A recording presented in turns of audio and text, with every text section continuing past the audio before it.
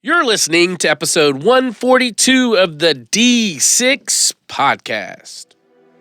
I don't know anything more important in our society or in the kingdom of God than to help the church, help the family. Discipleship is not an event, it's a way of life. And one day it just hit me that discipleship at home was not about doing more. It was about inviting Christ into what we were already doing. The goal of family ministry is not families sitting on the couch holding hands and singing Kumbaya. The ultimate goal is families that love God, love people, and make disciples of all peoples. So that's why you're here. You're here to say 1 hour a week, as significant and as awesome as it is, we know that it's not enough and we want to be intentional with every hour. You're listening to the D6 podcast. Here's your hosts, Ron Hunter and Jeremy Lee. This is the family ministry podcast that helps you connect the church and home. And Ron, today we are, it's kind of a special day. We're going to be talking about Martin Luther King Jr. today. I mean, it's around the time of his birthday, MLK Day. It's just that season when we kind of think about the impact that he's made on our world. And for you, for a lot of people, that's just kind of a day off work or a day to remember one speech. But for you, this is like it's like Christmas. And explain to our listeners why this is such a big deal. Yeah, I kind of bumped into this in a way that I did not expect when I was pursuing my doctoral studies, Jeremy. I was looking for a dissertation topic, and I had read numerous books, but I knew what topic I wanted to deal with, and that was how do you help people change who do not wish to change? That was the topic I wanted to deal with, and I had various leaders I wanted to examine that through, and one of them was Martin Luther King. And while I was choosing between the other possibilities in Martin Luther King, as I began to explore it, man, I just began to immerse myself in that era. Now, for our listeners, I was born in 1967, okay? Martin Luther King's time on the civil rights movement stage was from 1955 to 1968. Okay, so I did not have a memory of that era. I did not live through that era. I did start entering grade school in the South after Brown versus the Board of Education, the desegregation movement. And in the South, that was a very polarizing topic, as you can imagine. Yes. And I grew up hearing items about Dr. King, not necessarily from my family, but from the culture, that was just inaccurate. They assigned to him violence. They assigned to him the rioting, the Molotov cocktails. And so in my mind growing up, I pictured Martin Luther King leading these riots, leading this mass disruption. And the first book I read on King, I had to pause and go, everything I've ever heard about him's wrong. And so I began to back up and go, okay, he never led anything violent. He never led anything that was beyond love, beyond nonviolence, beyond dignity, beyond somebodiness. These are all words that are just part of it. And so I began to ask, what made him think? And, in our podcast here, we deal with family ministry. And I began to ask, what affected his worldview? What caused him to get the mindset that could engage other people's mindsets in a way that could literally change a landscape, not only in the Deep South, but around North America, that eventually became a global aspect. I mean, it rippled around the world. And I think family ministry does the same thing. And so I began to ask, what goes into this? What is there to this? And so the question I asked was, What if we could read his speeches and know where he got the source of everything? And I'm not talking, please hear me. I'm not talking, hey, this is a citation from a quote from a book, but I began to ask, if we removed everything Martin Luther King learned from his speeches, from academia, from his parents, from the philosophers, from the theologians, what would be left? And I can't think of a better way for us to kind of honor this day and all that it's about than to kind of dive deeper with you. So for those of you who are with us today, we're going to let Ron be our guest. The DNA of D6 provides any church an opportunity to plan, strategize, evaluate, and refine their approach to discipleship and family ministry. Dr. Ron Hunter's book shares vital philosophy and strategy built on the foundation of Deuteronomy 6. Readers will be able to build on this foundation to disciple every generation in their church. Each book comes with a free church health assessment. Visit d6family.com to find helpful coaching sessions and resources, and order your copy today.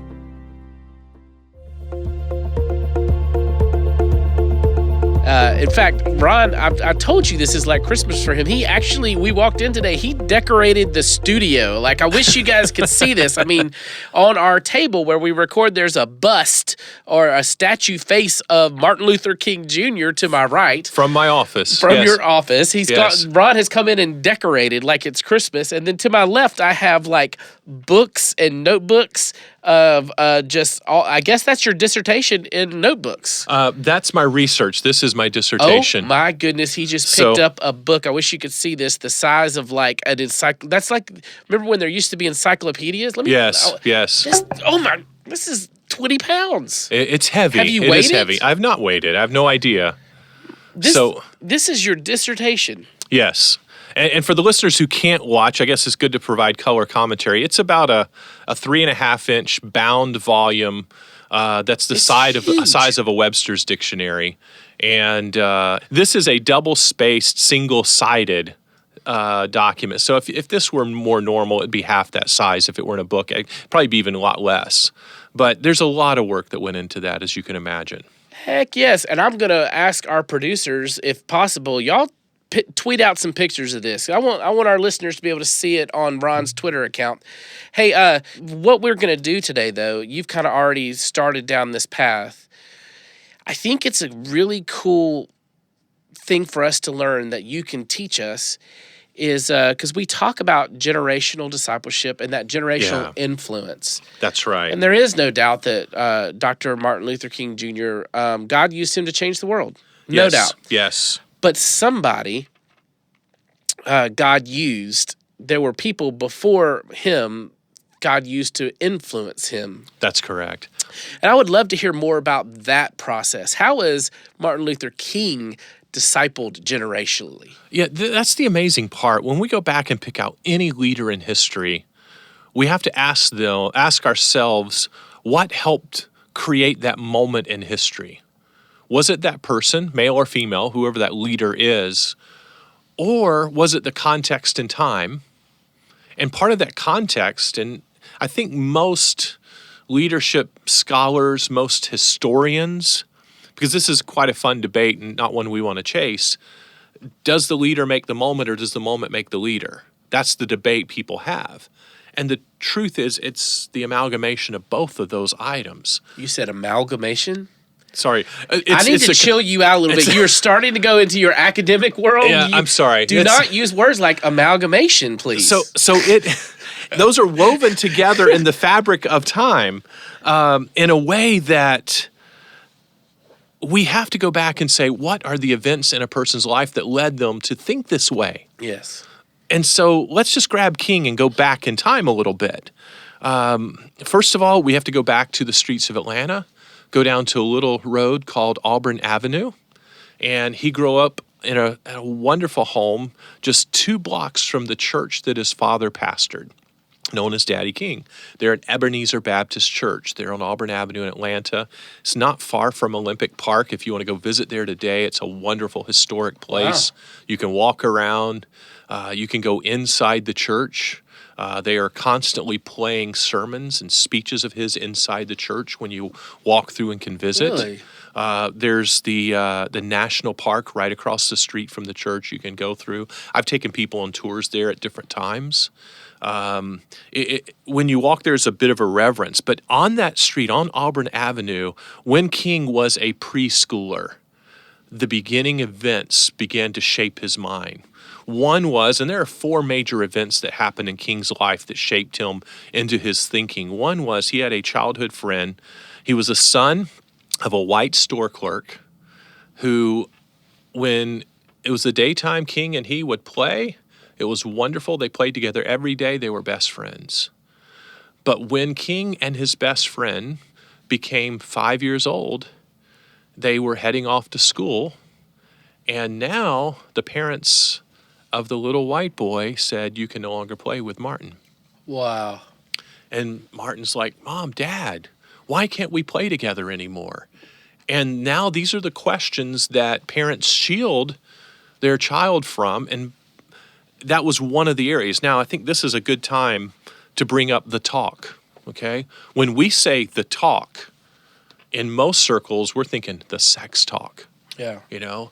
In an African-American family, the talk is referred to that awakening that you have to have the talk that they live in a world that is not fair and just. Yeah. And how do we conduct ourselves in that world? Now, in the Christian or the traditional Caucasian world, the talk, the sex talk, we dread it, we avoid it, we get forced into it, we have a half-hearted talk, and we never have it again. In the African-American family, once that talk happens, it becomes part of the conversation moving forward. And it's a regular engagement. So when King sat down at the dinner table, Dad and Mom were there, siblings were there, but he also had grandparents in the community. And they all sat around the table, and the dinner table was a place to talk about history. It's a place to talk about politics. And by the way, around the King table, that was a routine item. And when we can talk about church, we can talk about politics, we can talk about school, then we're looking for teachable moments. And Mom and Daddy, the mom and dad of Martin, they would say, hey, what happened to school? What happened? And then they would turn that into, okay, let's see how we're supposed to respond to that. And that coaching, that engagement, I think what we're missing in our world today, and by the way, research backs this up, if you can sit around the dinner table at least 2 to 3 times a week with your family, it reduces behavioral and identity problems with your kids when they hit the teenage years. So that dinner table is that common area to develop thinking, because a child's processing. And if we don't engage them and ask them questions, they're going to potentially process it the wrong way. And the grandparents are able to do that, not only at the dinner table, but his maternal grandmother, Mrs. Williams, would often tuck him into bed at night and would read to him. Well, reading is we're not there to read a book and as soon as we're done, walk out of the room. We're there to read and talk to them and affirm them. And yes, it might drag on. And yes, there's probably a TV program you want to get back to downstairs. But you know what? We don't live in the era that they lived in. We've got DVR. We can push pause. We can record it later, and we're not going to get back those moments. Take time to tuck them in and engage their minds. And his mind was engaged by his grandparents, by his parents. It was engaged by his Sunday school teacher. Another, moment, part of this, I didn't hit all 4 moments. I won't go back and visit those. But another moment surrounding his grandmother is that she passed away when he was 12. And he was so close to her, he questioned God. How can you take away this special person? Is there a heaven? And it just literally rocked his world. He had been raised, his dad's a pastor of a very successful church, very prominent church there in the suburbs of Atlanta, an African-American congregation. And young Martin is questioning God, questioning his faith. And that's the time you talk to your kids and say, it's okay to ask those questions. Let's work through it. It comes up later, even in some of his writings. When he gets to school in some of his liberal areas, he begins to question some things. It's okay to help people grapple with those types of subjects. That's really what I wanted us to see about him. But they took time and they used this term. Martin, this came in the talk. Don't you ever let somebody say that you're nothing. Don't ever let somebody say you're nobody. Don't ever let somebody say because of the color of your skin or because of where you come from, you can't do something. They said, you remember this, you are somebody. And you mean something to God. You mean something to this world. And you are a human. Color has nothing to do with humanity. And they instilled in him this word that is not a word in the dictionary, but any King fan or anybody in the civil rights movement or of this culture would know, somebodyness. We all need a somebodyness. We need to raise our kids to be somebody. I don't mean narcissistically. I don't mean in an arrogant, self-centered world. It means I have dignity. I have a place. And so as King gets older and he catches the spotlight, and by the way, he did not seek that. When he graduated from his doctoral degree, in fact, while he was finishing at the University of Boston, he got 3 offers to go teach in the college world, and he rejected those because he felt like something was happening in the South, and he wanted to go be part of it. I didn't know that.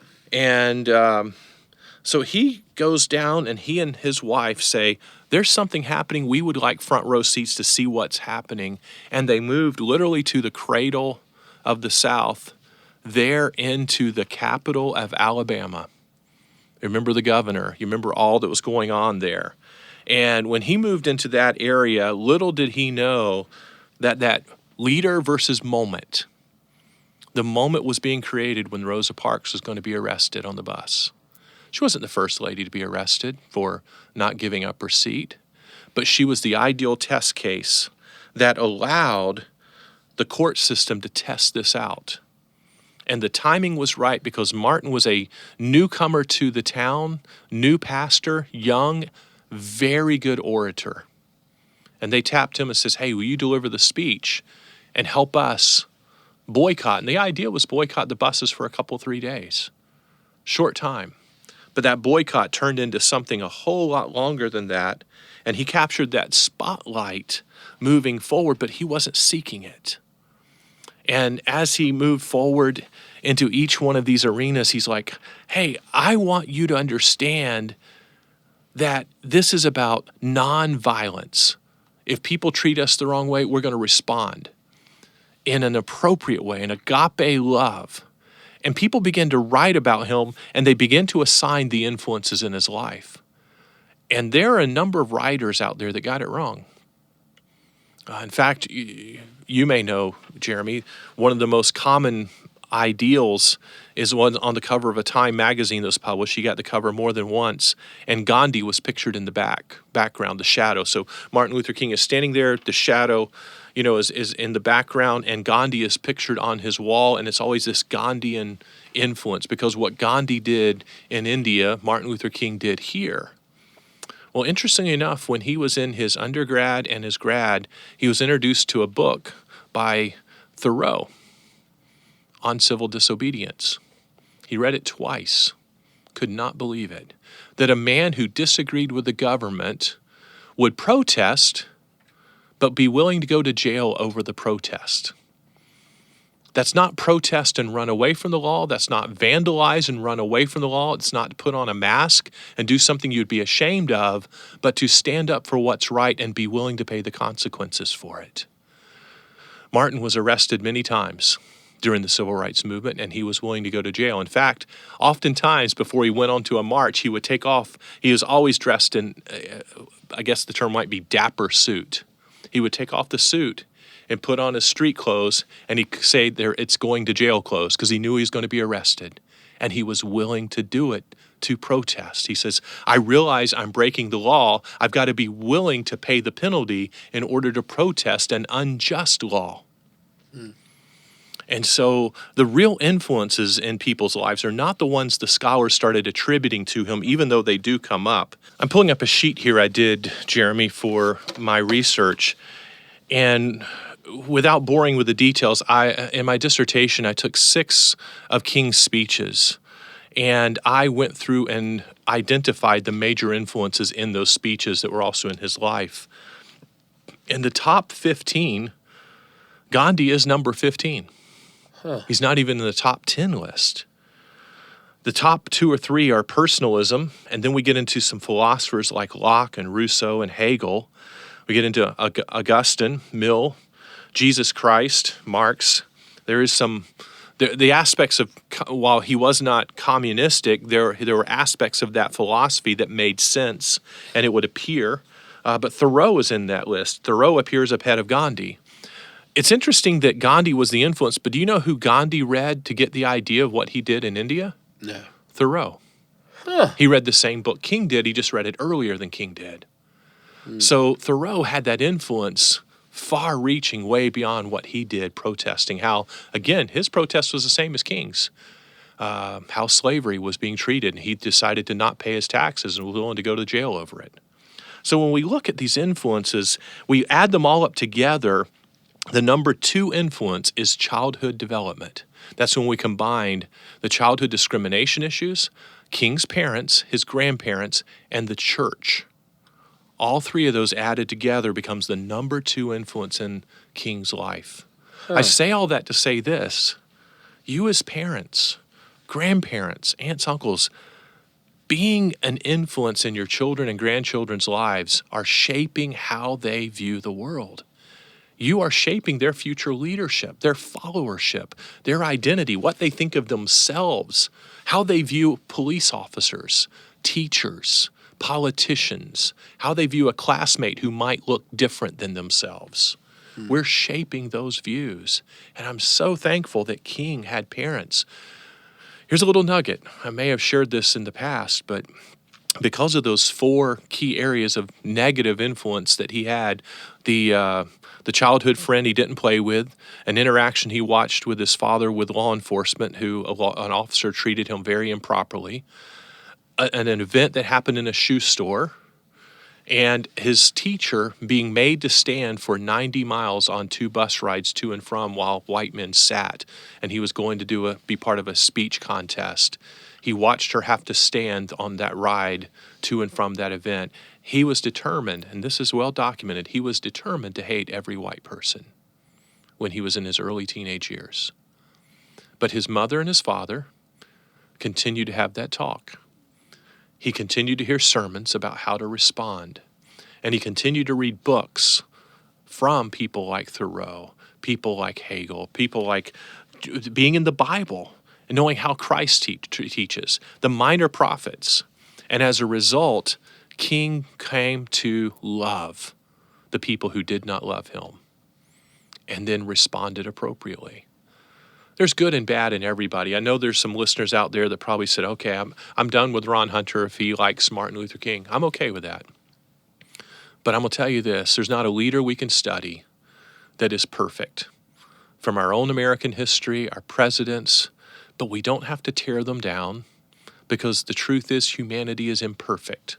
We've got to learn from our mistakes and we've got to move forward knowing that the only time we're going to reach perfection is once we get to heaven as Christ followers, attaining that inside of what he wanted us to have. So, when I look at King, the beauty of what I see is all of these influences just making a difference. And then King turned around and wanted to make a difference with him. We've got a short speech clip, an audio clip. It's 56 seconds long. I'd love to share with our audience and just let them hear this nonviolence, this aspect of here's how I want to embody you. And here's the cool thing. He's speaking to a junior high school about 6 months before he died of an assassin's bullet. So now he's at that point, he's 12 and a half years, roughly 12 plus years into this civil rights movement era. And he's making a difference. By the way, at the end, he doesn't feel like he's making a huge difference. But he's now taking some of that wisdom and pouring back into these junior hires who are listening and the educators who are influencing those junior hires who's saying, you need to be involved, you need to be active, but it needs to be from love. It needs to be from nonviolence. I'd love for us to hear his words because it's wonderful. Yeah, let's roll it. You've heard the word nonviolent and you've heard the word violent.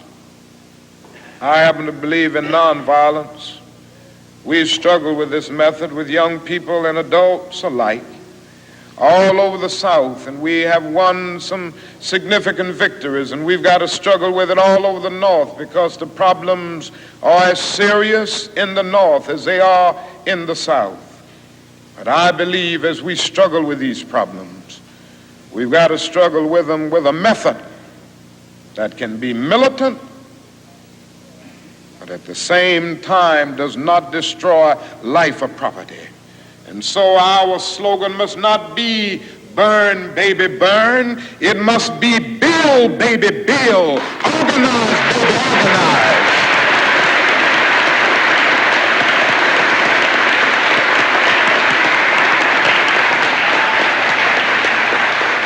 Yes, our slogan must be learn, baby, learn, so that we can earn, baby, earn.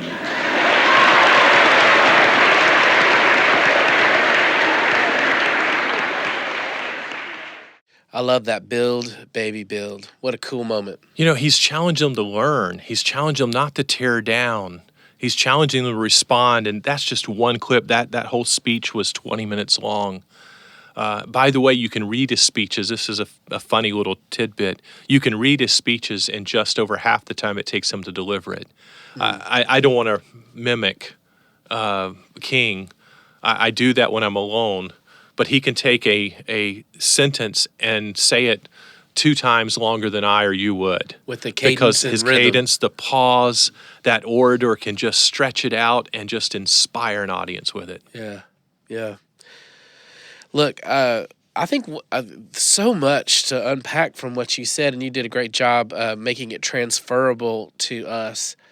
But it just, number one, what a great way to honor and celebrate this day. Yes. You can just kind of see that this is not just a day off work. No, For too many no. people it is. And so if you've taken time to listen to this today, I think you can kind of say to yourself, you know what, I honored this. Yeah. And Go out and grab a YouTube speech of his and listen today. That Yes. would probably be a really good item to do. Or look up and read one if you prefer to read one. yeah, I think I've always thought of ministers, age-graded ministers, one of the things that marks us and is a thread that unites us is we're addicted to potential. Yeah. You don't go through the lack of money and the struggles and you're putting yourself out there. You're so vulnerable when you are living in the world of ministry, and you take a lot of hits yourself. Yes. So a lot of our listeners can really identify with what he struggled with. But why do we do that? Because we're addicted to potential. And I just think about the investment that parents, grandparents, and teachers and leaders made into Martin Luther King's life. And the return on investment is amazing. It is. And if we don't spend time just encouraging our kids, they may not make the decisions we want them to make. I'll drop this one and we'll move on. But people have argued who are the major influencers of life. And I don't remember if it was Stevens or Oates, but one of them argued, maybe it was Zapp, who argued that had Daddy King, who was a pastor, not encouraged his son to pastor because it had run in his family, he would have taken one of those education jobs.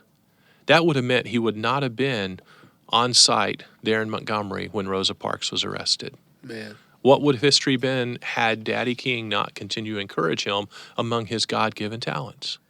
I think it's also a very responsible thing for us to do right now as we're having this conversation, though, to remind those of us that are parents and leaders that we're responsible for the investment, not the results. That's correct. Very much so. Because not all of our investments are going to turn out as Martin Luther King Jr. In fact, they probably won't. No, because Daddy King probably would have loved him had he gone on to educate. I mean, he's that type of a father. Yeah. But again, he just continued to encourage and affirm him to be somebody for Christ.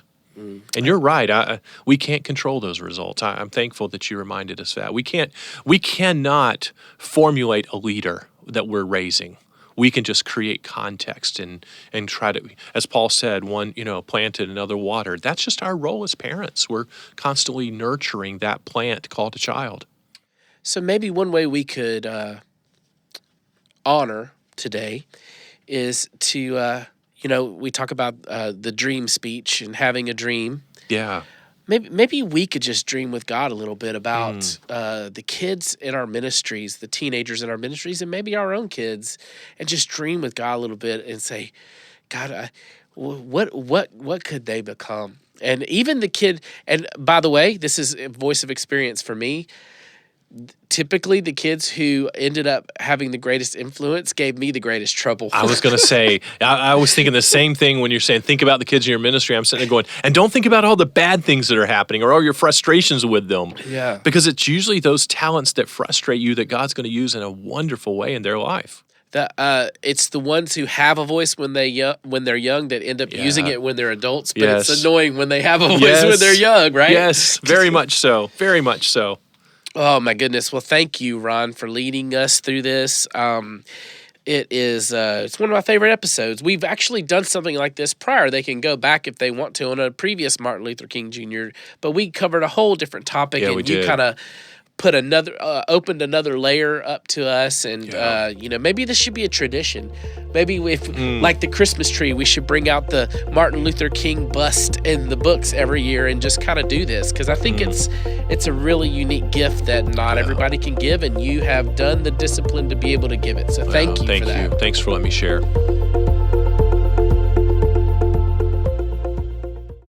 D6 Curriculum is a comprehensive discipleship strategy for all ages in your church. Solid biblical content teaches wise decision-making, and the curriculum emphasizes a biblical worldview. Each quarter of D6 Curriculum contains 3 studies, 1 Old Testament, 1 New Testament, and 1 special topic study addressing cultural issues, apologetics, and Christian living. D6 is great for use in life group, small group, or Sunday school. D6 Curriculum is affordable and easy to use. You can order teaching materials in print or digital format. See how D6 Curriculum gets every age on the same page at d6family.com.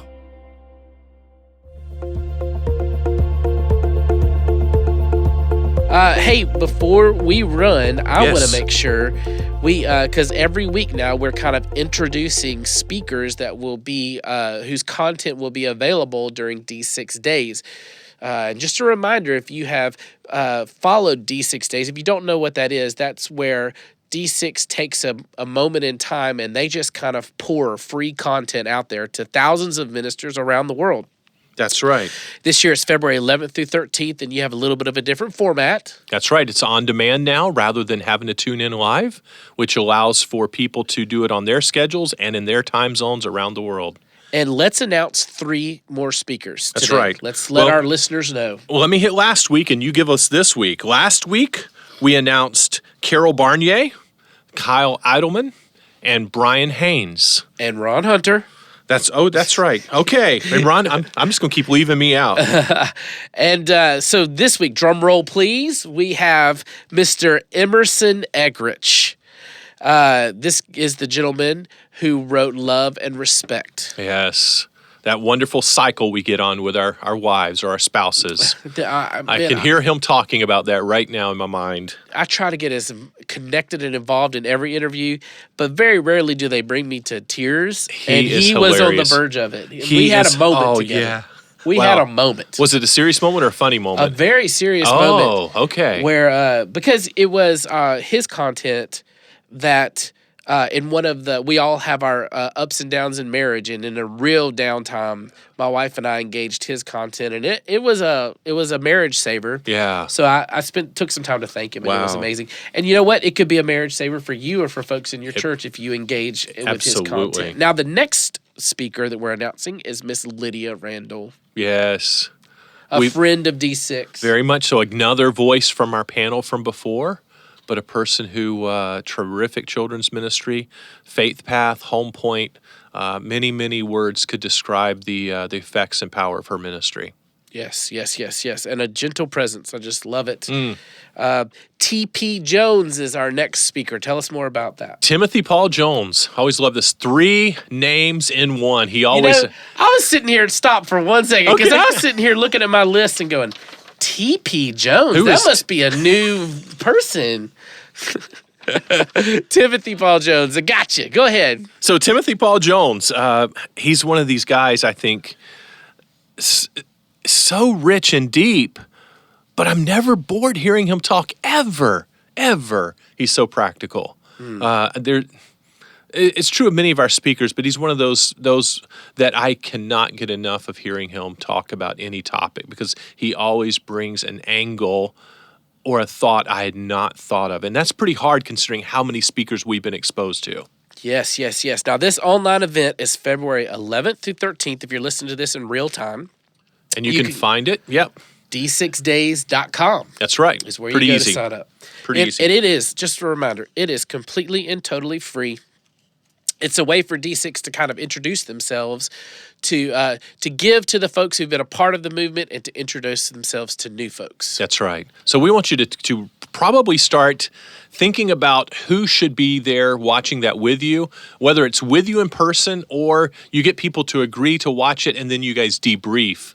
Please don't think about this as an individual event. Think about this as a team event, just like you would our conference or anything else, because there's value in you guys strategizing by hearing all of this content. Okay, and next week, let's talk about our guests. We have Kyle Eidelman and Tony Souter. Yes, absolutely. And wow, talk about 2 guys, one super well known, one that you may not know, but you need to know. Fair enough. We will talk to them next week. It'll be great, and we'll see you then. Hope you guys have a great week of ministry.